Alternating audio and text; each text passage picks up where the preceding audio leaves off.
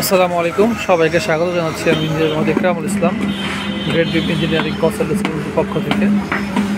আমাদের সাইডের ছাদ ঢালাই হচ্ছে, মোটামুটি অর্ধেকটা হয়ে গেছে, আর বাকি অর্ধেক কাজ চলমান রয়েছে। দেখতে পাচ্ছেন দ্বিতীয়বারের মতো পাট্টা মারা হচ্ছে। আসলে পাট্টা ভালোভাবে মারাটা খুব গুরুত্বপূর্ণ, এতে করে কংক্রিটের মধ্যে ভয়েডের পরিমাণটা কমে যাবে।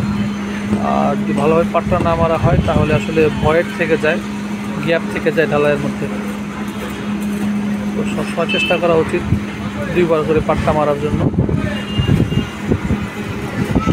আর এই পাশে বিম ঢালাই করা হচ্ছে। বিম ঢালাই করার পূর্বে কলামটা, যেহেতু আমাদের পাথর দিয়ে করা হচ্ছে, এই জন্য আগে কলামটা পাথর দিয়ে ঢালাই করা নেওয়া হচ্ছে, তারপরে বাদ বাকি বিমটা খোয়া দিয়ে করা হবে এবং ছাদও খোয়া দিয়ে করা হবে। শুধু কলামের অংশটুকু পাথর দিয়ে করা হচ্ছে। আলহামদুলিল্লাহ, মোটামুটি কাজের মান খুব ভালো রয়েছে, ভালোভাবে কাজ চলছে। ধন্যবাদ সবাইকে। আসসালামু আলাইকুম।